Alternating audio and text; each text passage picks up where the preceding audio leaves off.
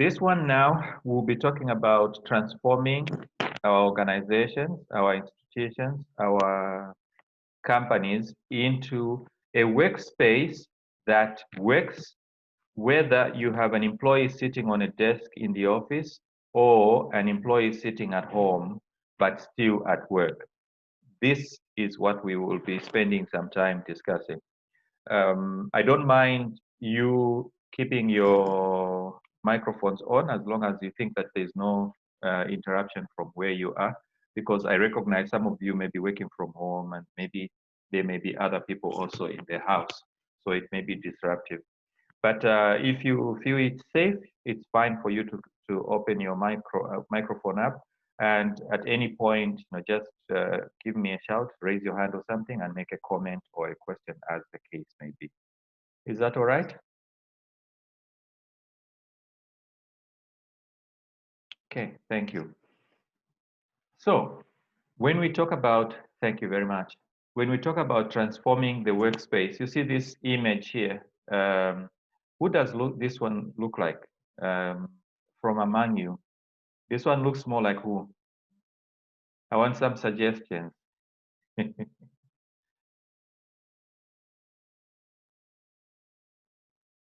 Everybody doesn't want to volunteer somebody else. You can even say it looks like me. That's just meant to be a joke. So I guess the image that I want to portray here is that you could have one person in one place and you have these four. How many are they? 1, 2, 3, 4, 5. These 5 sitting in 5 different places, but you engage them as if you are all in one place. This one says that looks like an HR person. Yeah, an HR person teaching digital transformation, right? So we will be looking at digital transformation itself, defining the concept, and looking at a framework or a model that we can use in order to transform ourselves if we are not already transformed.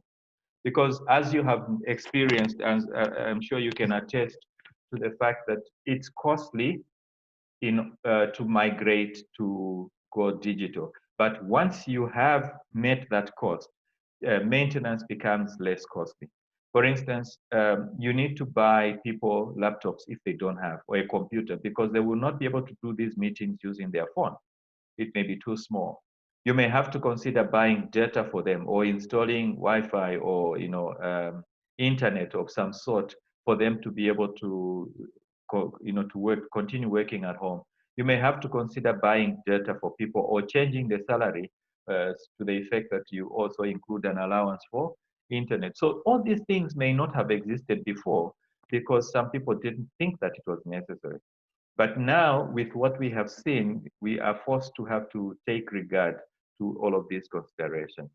So we'll be looking at digital transformation. And then, how do you prepare your employees? Here we are talking about their attitude, their behaviors, their reception of the changes that you may be introducing going digital. Some people are resistant to change, and especially change that involves technology. They're a little bit afraid. Some of them may be, for whatever reason, people may not want to change. I have students that I've taught across the globe. Well, yeah, in a number of countries. I think that's a fair statement to say. All, even when I have traveled myself and I still continue with my tutorial sessions. I mentioned the other day that in my other life, I do private tutorials for university students.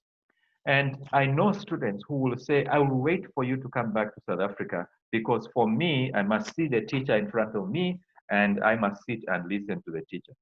And I accept that. So you may have within your group of 500 plus employees, those that may be afraid or resistant for one reason or another to go digital.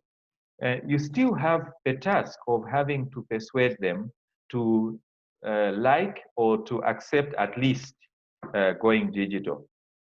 So we'll be talking about that today.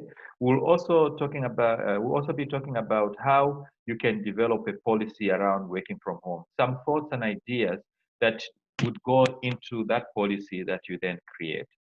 And then, like I said, lastly, we'll be talking about the risks that are associated. One of them is performance.